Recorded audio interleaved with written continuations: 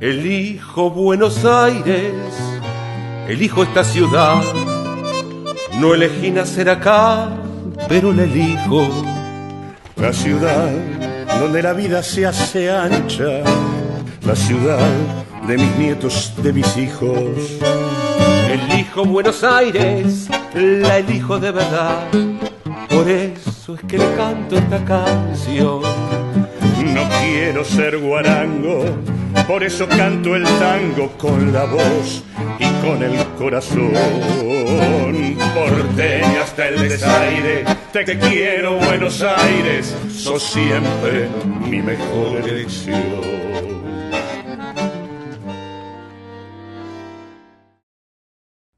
A 132 años de aquella huelga del 1 de mayo de 1886, donde se peleó por 8 horas de trabajo, 8 horas de descanso y 8 horas de ocio. Es un buen momento para que en esta Argentina que tiene una tradición sindical sumamente importante,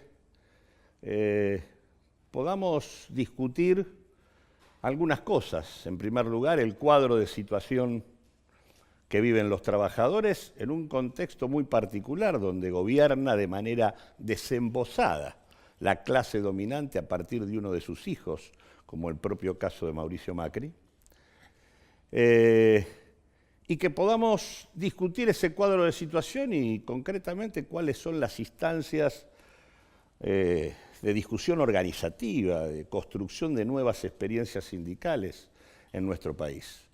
Y la verdad que lo hacemos invitando a 3 exponentes de realidades muy diferentes. Daniel Jofra, secretario general del Sindicato de Aceiteros, Hugo Cachorro Godoy, secretario general de la Asociación de Trabajadores del Estado, y Juan Grabois, dirigente de la Confederación de Trabajadores de la Economía Popular. Los 3 parados en lugares muy distintos de esta diversa y heterogénea clase trabajadora que tenemos hoy. Con ellos vamos a discutir este 1 de mayo.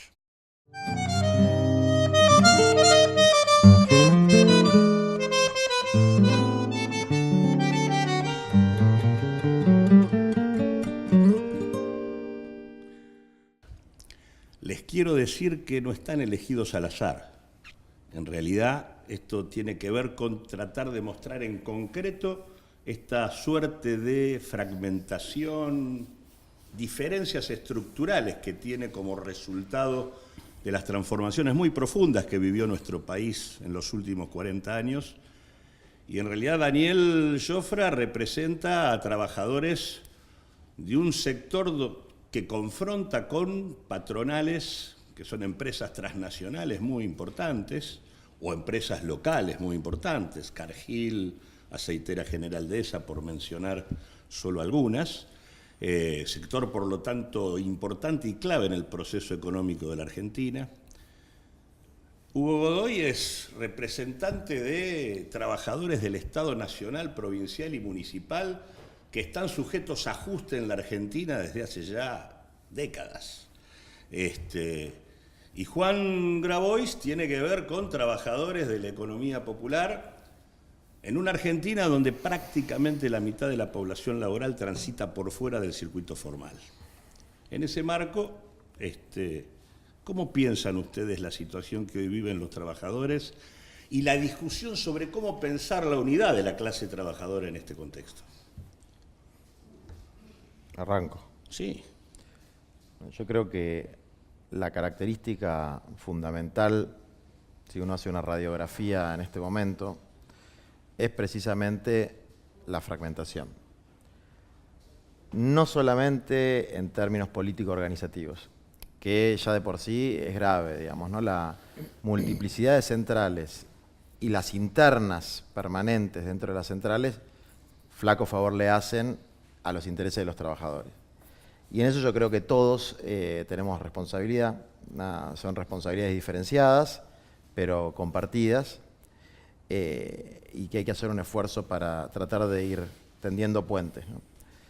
Pero eso no creo que sea lo más grave ni lo más importante. Creo que que lo más grave y lo más significativo tiene que ver con lo que vos planteabas sobre cómo en una estructura de desarrollo desigual y combinado, hoy tenemos, nosotros decimos en los cursos de formación, 3 sectores de la economía. No me refiero a la clásica distinción entre el público, el privado y el sector popular, social, sino a una distinción que tiene que ver con la productividad entendida de la perspectiva mercantil capitalista. Un sector de altísima productividad, en términos de las ganancias que generan, que nosotros llamamos el avión, un sector de productividad mediana, que nosotros llamamos el tren, y un sector infraproductivo, desde el punto de vista de la competitividad, que nosotros llamamos las chancletas, digamos, ¿no? Y el avión va muy rápido y entran muchos, y si bien los compañeros que trabajan en grandes empresas multinacionales tienen una cantidad de problemas asociados a enfermedades laborales, incluso a situaciones de precarización, bueno, si uno va, una experiencia que yo hice, no sé cómo será en el caso de las aceiteras, pero si uno va al estacionamiento de una refinería de petróleo, mira los coches, viniendo del sector en el que yo milito, y decís, bueno, acá son todos ricos, porque todos tienen autos buenos, digamos, ¿no?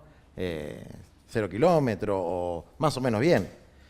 Si uno va a un galpón de reciclado donde laburan los cartoneros, vas a ver motitos viejas o bicicletas.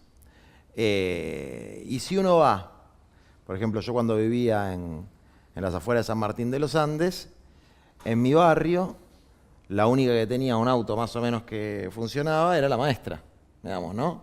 Es decir, el trabajo en el Estado, que en algún momento, creo, por ahí está mal como lo estoy planteando, pero que en algún momento fue garantía de que ibas a tener cierta estabilidad, hoy cada vez lo es menos, pero aún en las condiciones actuales es inaccesible para un sector enorme de los trabajadores que están absolutamente excluidos de todo. Y en el proceso sindical,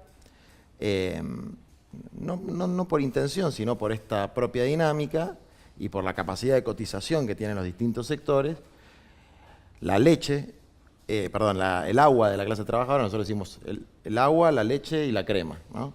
La crema sería acá el compañero, la leche estaría por acá, por el nivel de ingresos y de derechos. Y el agua son los compañeros nuestros. En términos de representación gremial y potencialidad, bueno, hay ciertas disparidades que también hacen difícil la unidad, digamos, ¿no? Porque en un esquema donde estamos todos, bueno, el que tiene la billetera, a veces billetera mata galán. Entonces, si un sindicato aporta el 80% de la financiación de una central, de una confederación, o tiene una mayoría de congresales porque tiene más convencionados, tiende a aplastar el otro, digamos, ¿no? Es una tendencia, más allá de la voluntad de los dirigentes que la pueden combatir.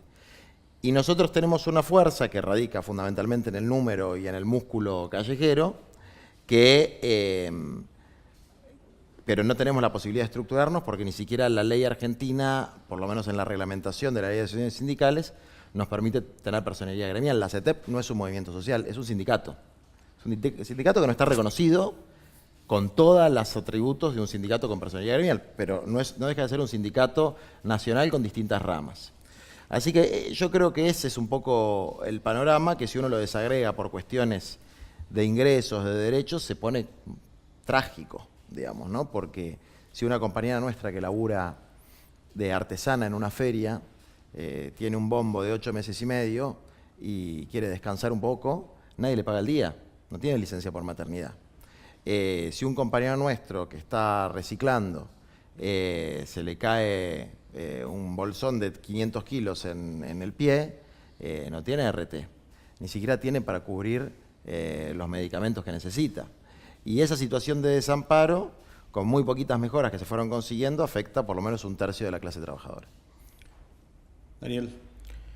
Sí, yo conozco muchos trabajadores del Estado que podrían ser cremas también, que tienen muy buen salario. Creo que nosotros en eso hay que distinguir que los trabajadores que tienen buen salario no dependen de que la empresa tenga una buena rentabilidad. Si nosotros hemos demostrado de que a través de la negociación, a través de los balances que pudimos rescatar de las empresas, lo han podido pagar incluso aquellas empresas que no son las grandes multinacionales que se ven en los medios. Me parece que todo depende de la conciencia que tengan los trabajadores y de qué realmente lo que le corresponde por derecho cobrar para tener una vida digna.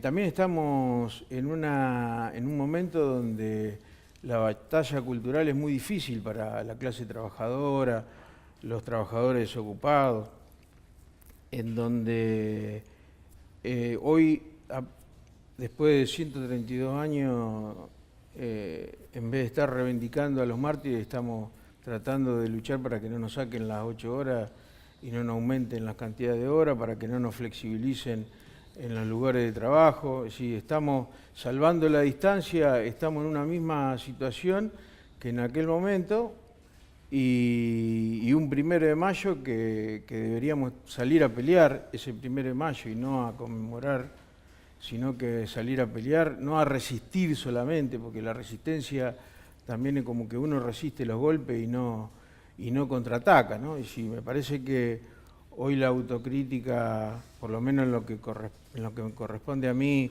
es hacia el movimiento sindical dirigente, de la clase dirigente, que posibilita de que avance el capitalismo, de que avancen los gobiernos procapitalistas, y que obviamente dejan desamparados a muchos trabajadores, ¿no? Es decir, hay muchas empresas que tienen una alta rentabilidad, como las aceiteras, que no están dentro del rubro aceitero y que sin embargo tienen trabajadores pobres trabajando. Hay un 50% de los trabajadores del país que ganan menos de 15.000 pesos. Entonces es como que una vida digna no es un derecho, sino que es un privilegio. Y nosotros no creo que seamos privilegiados, sino que vivimos derecho y peleamos por eso. Creo que ese es mi análisis sobre la situación. Hugo, Godoy. Bueno, gracias por la invitación, Claudio. La verdad es que es en la fragmentación estructural es la más difícil de combatir. No por nada fue la dictadura la que instauró esta situación. El golpe del 76 no se basó solamente el genocidio de delegados, de dirigentes, de militantes de diversos sectores de la sociedad y en particular la clase trabajadora, sino que apuntó a la fragmentación de la clase trabajadora, a dividir los salarios en primer lugar, a generar trabajadores de primera, trabajadores de segunda, después vino la desocupación, después vino la precariedad laboral, en una economía que apunta fundamentalmente, abandona el mercado interno y apunta fundamentalmente al mercado externo, o sea que son economías de empresas transnacionales con escasa toma de trabajadores. La mayor parte de los trabajadores están en la pequeña y mediana empresa, no en las grandes empresas transnacionales. Entonces hay una serie de cuestiones que fragmentan y que entonces hacen que la tarea de lucha de los trabajadores sea mucho más difícil, porque esta fragmentación estructural genera subjetividades diferentes. Está quien lucha por la supervivencia y quien, siendo o pudiendo ser la crema de esta estructura económica, bueno, trata de gozar de esos privilegios, suponiendo, como decía Daniel, de que fueran privilegios. Porque además el esquema de los empresarios es que cada uno discuta por separado. El esquema de los empresarios y de los gobiernos es que los sectores desocupados, subocupados, cooperativistas de la economía popular discutan sobrevivencia y subsidios con el gobierno, que los trabajadores que tenemos, tanto del sector público como del sector privado, que tenemos un empleo más o menos permanente, tratemos de mantener esos empleos y aunque sea con salarios bajos, y que los sectores que tienen niveles de salario más alto traten de mantener ese esquema. Y que lo que no se ponga en discusión en ningún momento sea las ganancias extraordinarias de la empresa entendidas como un bien social, no como un bien de la empresa en particular, y la capacidad de ganancia y de generación de la riqueza que tenemos como sociedad, y que por lo tanto debe ser distribuida en función de las necesidades de toda la sociedad. Entonces, eso es lo que explica que la democracia no haya podido resolver estos problemas, y que a 34 años de democracia tengamos un 30% de la población en la pobreza, y que el 50% de los trabajadores hoy que tenemos empleo tengamos salarios por debajo del nivel de la pobreza. Porque la discusión en el Estado, y me parece que esto debe ser un debate, un debate es cómo se organiza la clase trabajadora para para romper esta fragmentación en términos organizativos y en términos de propuesta. Y otro debate es cuáles deben ser las políticas públicas para que lo que se ponga en discusión sea las ganancias de las empresas transnacionales y la riqueza que se genera en el país, no para que, como pasó el año pasado, 23.500 millones de dólares se fueron solamente de fuga de capitales, se fueron al exterior, riqueza que se generó en la Argentina, y el gobierno quiere que nos sigamos peleando pobres contra pobres. Me parece que la clave de estas son estas dos cuestiones, ¿no? Da la sensación de que nada tiene que ver la clase trabajadora actual con la que existía al momento que se conformó el modelo sindical histórico de la Argentina, ¿no? La Argentina de los asalariados formales y en blanco, que de manera extendida eran el grueso o lo dominante de la clase trabajadora, no está más. Y da la sensación de que el poder ha sabido construir un modelo sindical afín.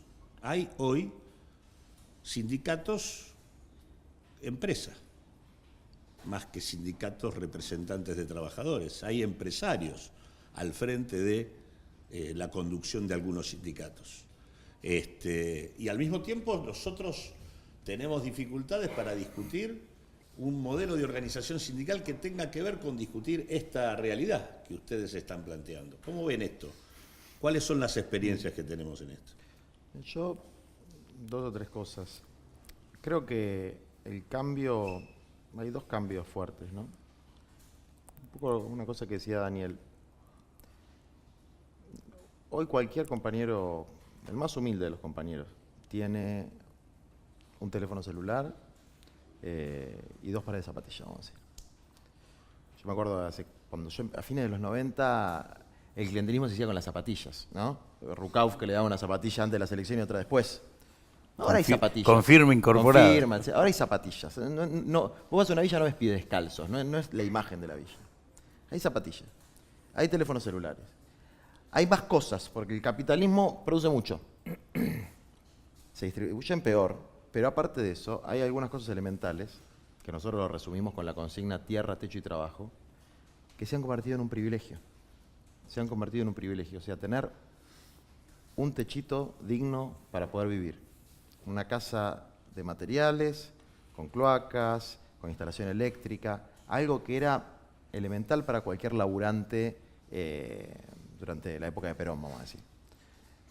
Tener un pedacito de tierra para cultivar, para un campesino, para un chacarero pequeño, digamos, y que eso no lo ahogue los impuestos. Y tener un trabajo, o sea, el mero hecho de que alguien quiera usar y comprar tu fuerza de trabajo a un precio razonable, bueno, está fuera del alcance de un 25, un 30, no sé, de un porcentaje importante de los trabajadores. Y esto yo creo que tiene que ver con un fenómeno que, para describirlo, yo estuve tratando de estudiarlo un poco en teoría, ¿no? Y me encontré con que Marx hablaba de algo llamado la superpoblación relativa. O sea, cada modo de producción genera su propia superpoblación. Y que la superpoblación relativa tenía una función en la época que Marx escribió, que era hacer un ejército de reserva. Entonces, básicamente una extorsión para los trabajadores que decía, si a vos no te gusta va a venir otro, así que calmate con tus expectativas salariales. Y una segunda cuestión que tenía que ver, si hay un momento de alza industrial, bueno, tenemos gente para meter. Eso ya no existe más. Ahora hay una cosa consolidada por generaciones y que no se vislumbra ninguna salida para que el pleno empleo, en términos de que haya muchos patrones que empleen a muchos obreros bajo convenio colectivo, bueno, eso no parece ser una perspectiva en este sistema. Yo creo que esa perspectiva no existe más. Algunos creen que se puede llegar a revertir, todos estamos de acuerdo en que van a pasar muchos años. Entonces acá hay un sector que creo que es el que está más enquilombado, que es el nuestro, y yo a veces, y lo tiro también para que lo discuta el grupo, digamos, me pasaba a finales del gobierno anterior, que cuando el centro de la discusión y la consigna principal era la discusión del impuesto a las ganancias, yo sentía que hay algo que andaba mal.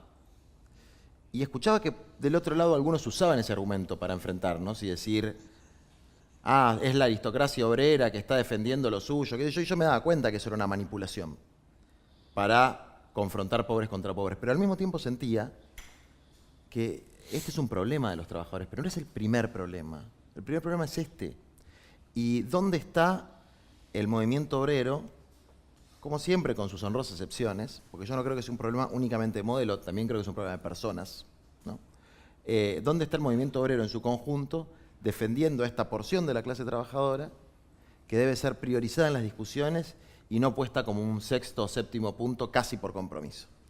Esa sensación tengo un poco y que creo que es una cosa que tenemos que rediscutir mucho entre nosotros.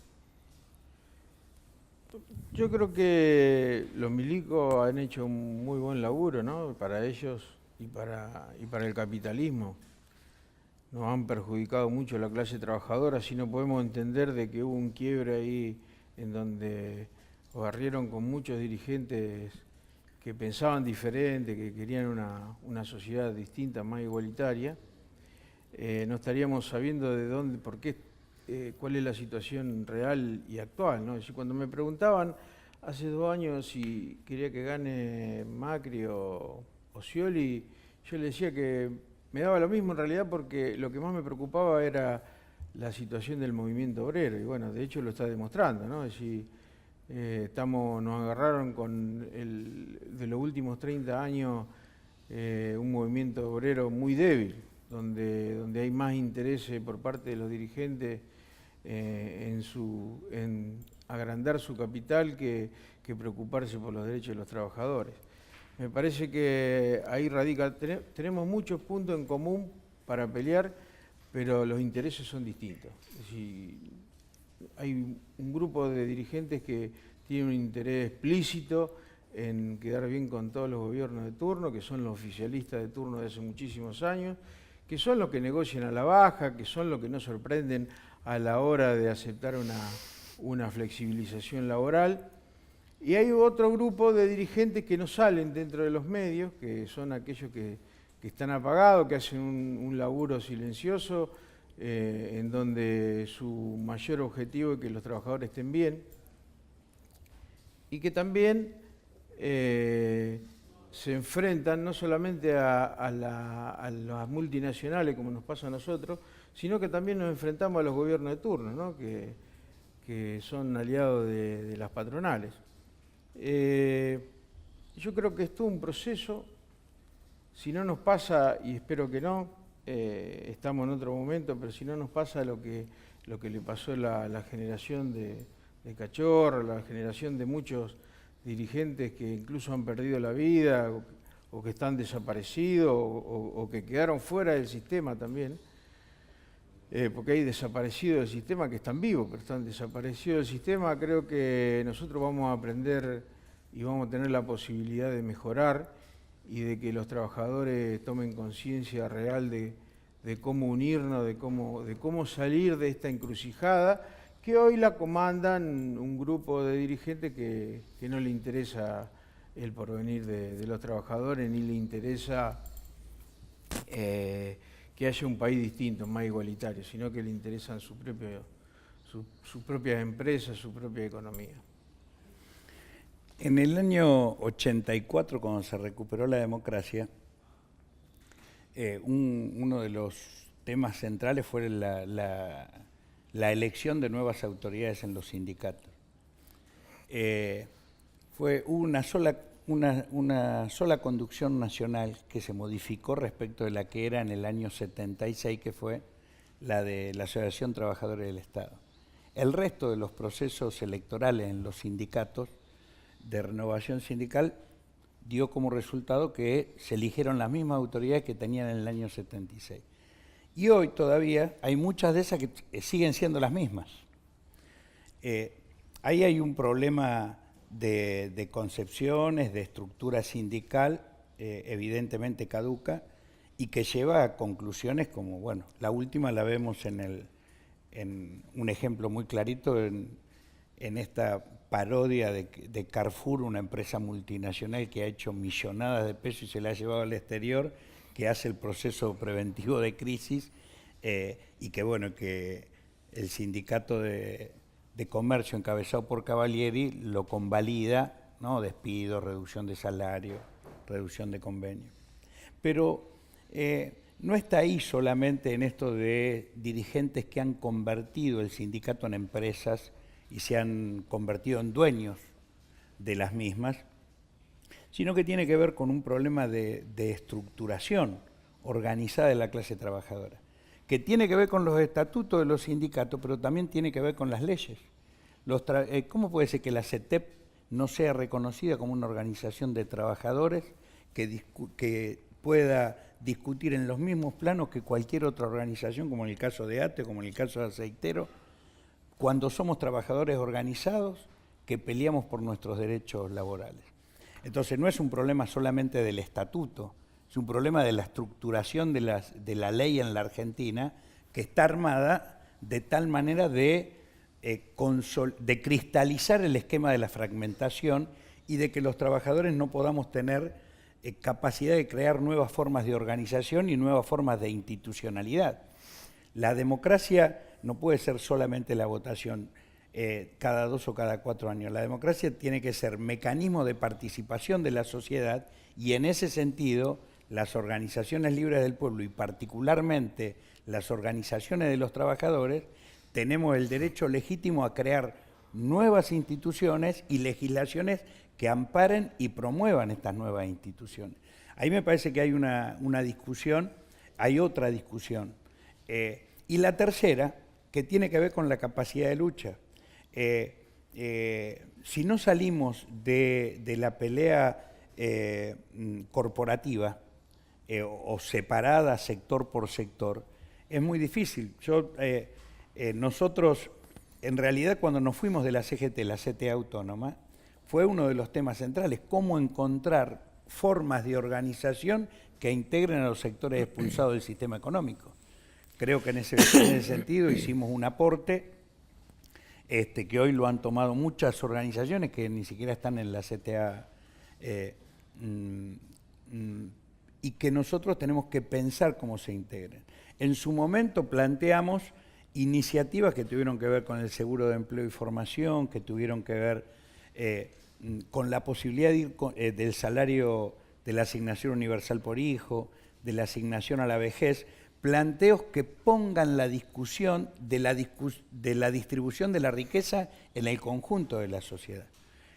Hace 1 año y pico lograron los compañeros un elemento importante, las organizaciones de San Cayetano, la Corriente Clasista, la CETEP, Barrios de Pie y otras, la emergencia social, que permitió un salario social mínimo, digamos, o un salario social que incrementó los subsidios que había hasta ese momento. Yo creo que hay que pegarle otra vuelta de cuerda a esto y hay que avanzar hacia un salario social mínimo garantizado en los 15.000 pesos, que ponga la discusión del conjunto de la clase trabajadora de ahí para arriba, en primer lugar.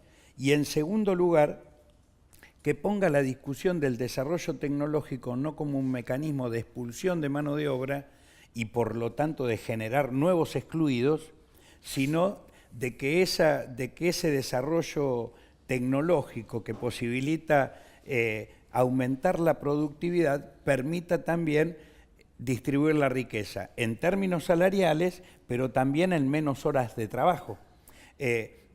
Porque me parece que este es un tema que posibilitaría menos horas de trabajo, crear más fuentes de trabajo. Entonces, la discusión de los sindicatos no puede quedar, o de las organizaciones de trabajadores más allá de la denominación formal, no puede quedar en discutir la problemática de su sector, sino ver cómo se distribuye la riqueza en el conjunto de la sociedad y en el conjunto de la clase trabajadora. Y así como hay que crear nuevas instituciones organizativas de la clase trabajadora, hay que crear nuevas instancias para que se distribuya equitativamente. El Consejo del Salario Mínimo. El salario mínimo hoy es de 8.000 pesos y lo mínimo que se requiere hoy son 17.000, 18.000 pesos. Evidentemente no hay que discutir el salario mínimo cuando hay millones de trabajadores que ni siquiera llegan a esos 8.000 pesos. Hay que crear un consejo del empleo que garantice avanzar hacia el empleo de todos y avanzar hacia un salario social mínimo garantizado para el conjunto de los trabajadores, los que tenemos empleo formal y los que tienen empleo cooperativo de la economía popular. En realidad la experiencia de la CTA durante los 90 instaló algunas propuestas organizativas que vale la pena considerar, ¿no? Una, la idea de la afiliación directa del trabajador a la central, que es un mecanismo que permitiría, primero permite la conformación de otro tipo de organizaciones, no solo sindicales, y en segundo lugar permite que todos los trabajadores que le integran, incluso aquellos que no son trabajadores formales, sino que entran dentro del campo de los no registrados, de los desocupados, de la economía informal y demás, puedan participar de la vida organizativa de la central. Lo mismo con el tema del voto directo como mecanismo de selección de autoridades. Y también la idea de la libertad y la democracia sindical, o sea, que no sea el Estado el que defina vía personería gremial qué es o no es, qué deja de ser un sindicato o cuál es el sindicato que merece ser reconocido. ¿Cómo vemos esto hoy? Bueno, yo ahí, vos sabés, Claudio, Cachorro, sabe, tengo algunos matices, digamos, ¿no? Vamos a decir primero la parte que estoy de acuerdo. Reivindico el voto directo de autoridades, eso me parece una cosa extremadamente importante. No así la afiliación directa. Yo creo que el modelo sindical argentino tiene cosas muy malas y cosas muy buenas, muy buenas. Yo creo que, digamos, cada gremio o cada ámbito de representación tiene que tener un sindicato de primer grado y que si bien se tienen que elegir las autoridades de una central o confederación de manera directa, la afiliación directa yo la veo problemática porque impide la organización de los intereses particulares de ese sector o desincentiva. Por otro lado, si bien creo que el sistema de personería gremial tiene sus deficiencias, son deficiencias que están en el plano de la implementación, porque yo estoy de acuerdo con que haya algún esquema que establezca que los sindicatos más representativos, salvo en algunas actividades muy particulares o sectores como el Estado, digamos, ¿no?, que el sindicato más representativo de la actividad sea el que ejerza la representación sindical. Yo con eso estoy absolutamente de acuerdo. Desde luego, cuando eso se hace de manera tramposa y cuando eso se hace con una suerte de gatopardismo, de cambiar alguna cosa para que no cambie nada, las elecciones son una formalidad en la que siempre se eligen los mismos, etcétera, la cosa no funciona. Entonces, yo creo que ahí hay que rediscutir, porque también es cierto que estamos en una etapa distinta a la etapa en la cual ustedes fundaron la CTA, que es una etapa donde la discusión, a veces se dice, cuando la noche es más oscura, aparecen cosas que se pueden rediscutir, y yo creo que la discusión de una nueva integración institucional de la clase trabajadora en una sola central, aún con gente que nos puede resultar despreciable, por corrupta, por entreguista, etcétera, etcétera, es una, ¿no?, yo soy muy optimista en general, pero es una ventana de oportunidad que está abierta. Y bueno, nosotros trabajamos en ese sentido, digamos, ¿no? Como ustedes saben, nosotros desde la fundación de la CETEP planteamos que la CETEP es un sindicato nacional de primer grado, aunque tenga la C y no la S, pues es una cuestión, digamos, de nombre, y estamos pidiendo Primero, por favor, ahora ya un poquito más enojados, que la CGT nos acepte. Y es una cosa loca, pero no nos aceptan. Hay algunos que uno dice, pero vos no nos querés aceptar a nosotros. Si sos un tipo despreciado por la sociedad, sin poner ningún nombre particular. Muy desprestigiado, nosotros estamos siendo... Y no nos aceptan. Algunos sectores sí, esto hay que decirlo, ¿no? Pero hay otros sectores que no. Y también, por último, cierro con esto, coincido con algo que dice Daniel. Yo veo que en todas las centrales, en todas las, ¿no? Y en todas las corrientes internas que hay, delegados, dirigentes de regionales, que es una nueva camada y que hacen laburo silencioso y que practican cosas que, digamos, las buenas prácticas, digamos, ¿no? del movimiento obrero argentino, cosas que tienen que ver con la austeridad, con la no ostentación, con no delirarse con la guita, con todos los vicios que el capitalismo ha inoculado en nuestros organismos gremiales, que si tiene su tiempo de maduración y si está bien orientado, va a ser mucho lío en la Argentina. Nosotros tenemos una organización bastante atípica de lo que es la tradición sindical en el país. No sé por qué, la verdad que no tendría que preguntarnos entre los dirigentes y los compañeros por qué somos distintos, no somos mejores ni nada por el estilo, simplemente incluso recibimos mucha crítica al no participar en los partidos políticos, a no participar políticamente en las centrales. Yo no creo mucho de que sea tan importante estar en una u otra central. Me parece que lo importante es tratar de que uno lo que en su momento como trabajador, como delegado de base, como dirigente de los sindicatos, se ilusionaba con un modelo sindical, uno lo puede aplicar ahora que está en este nivel, ¿no? Es decir, de darle la posibilidad a los trabajadores de que tengan democracia sindical, de que puedan elegir a sus representantes, de que puedan armar una lista sin que nadie los corra, sin que nadie los pegue. Me parece que uno se enfoca en la CGT porque es más fácil echarle la culpa a la CGT o a las centrales de que no hacen una medida nacional, porque los dirigentes de los sindicatos no se animan tampoco a hacerla. Yo no necesito de la CGT, ni de la CTA, ni de ninguna central para hacer una medida de fuerza, ni de un partido político. Es decir, porque nosotros tenemos una autonomía que no tiene injerencia de ningún partido político, que tiene autonomía de las centrales, y nosotros comulgamos con muchos dirigentes de las distintas centrales. O sea, no es que pertenecemos a la CGT porque administrativamente así es, y no vamos a la CTA porque se ofende la CGT. A nosotros no nos interesa eso. La solución está en juntarse a aquellos que pensamos lo mismo, que pensamos de que la clase es mucho más importante que un partido político, que es mucho más importante que las organizaciones. Me parece que en la medida de que nosotros podamos demostrar de que también se puede ser diferente, defendiendo a la clase, haciendo conciencia dentro de los trabajadores, me parece que la cosa puede llegar a cambiar.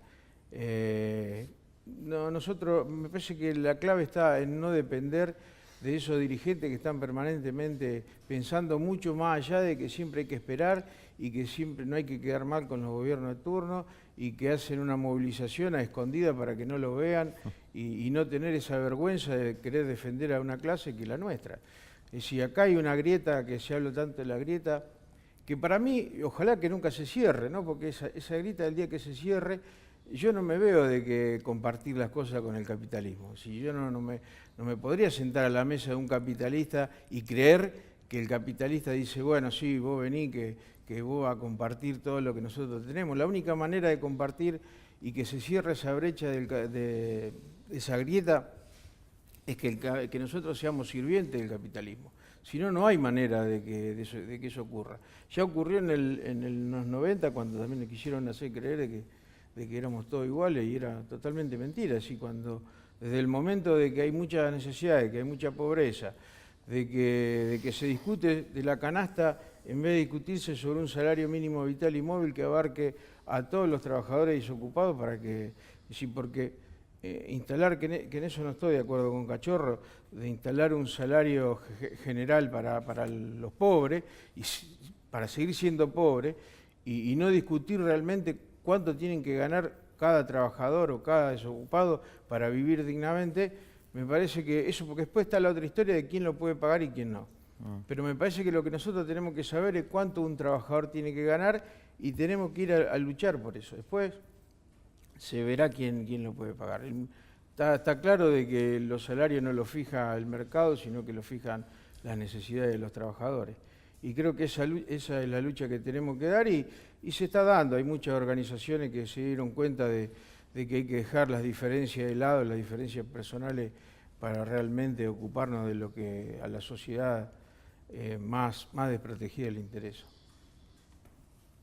Hugo Cachorro. Sí, yo comparto dos cosas. Una, que la democratización fundamental se da eligiendo delegado en el sector del trabajo o en el barrio.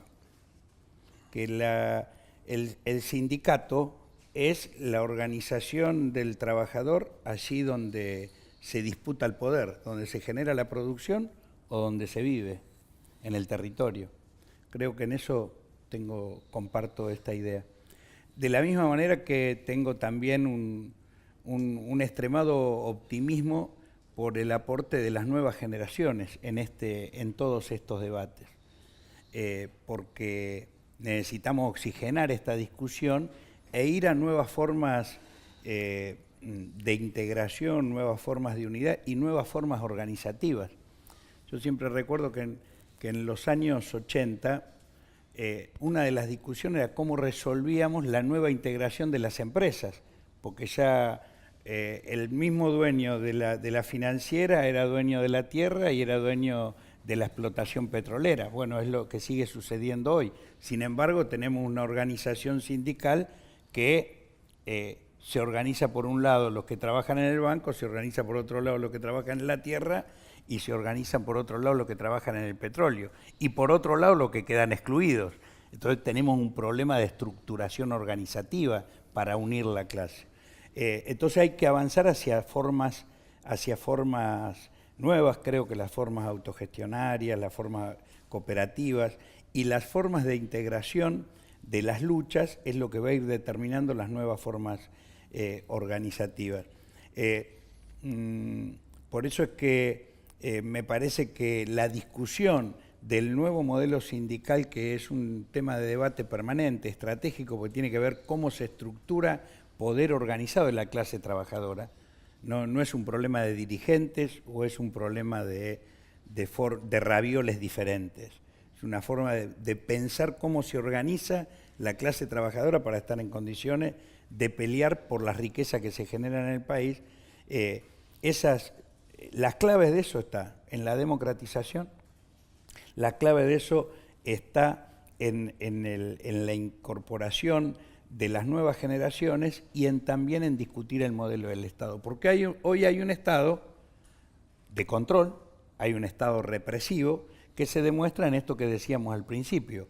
Hay legislaciones que no se cambian desde la época de la dictadura, no solamente porque los dirigentes sindicales no quieren, porque les mueve el piso. No se cambian porque no les conviene a los patrones y a los gobiernos, porque modifican las formas de participación de la sociedad y quieren una democracia restringida. Nosotros tenemos que avanzar hacia una democracia más participativa y en eso nos tenemos que animar a imaginar nuevas formas de institucionalidad que nacerán de la práctica que desarrollemos como trabajadores.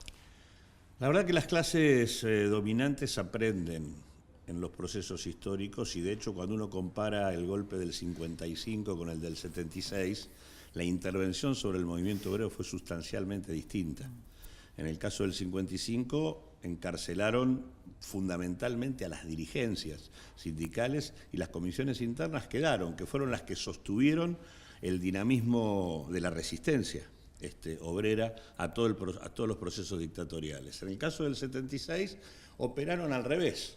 En realidad trataron de absorber dirigentes para incorporarlos en su estrategia, al mismo tiempo que pasaron a degüello las comisiones internas y plantearon lo que nos plantean hoy, porque construyeron un modelo sindical empresarial asociado al poder. Yo creo que a 132 años de la gesta de 8 horas de trabajo, 8 horas de ocio y 8 horas de descanso, estamos desafiados a crear experiencias nuevas, y la verdad que sigue siendo válida la frase de Ongaro: es preferible honra sin sindicatos que sindicatos sin honra. Sin honra. Gracias. Gracias. Gracias a usted.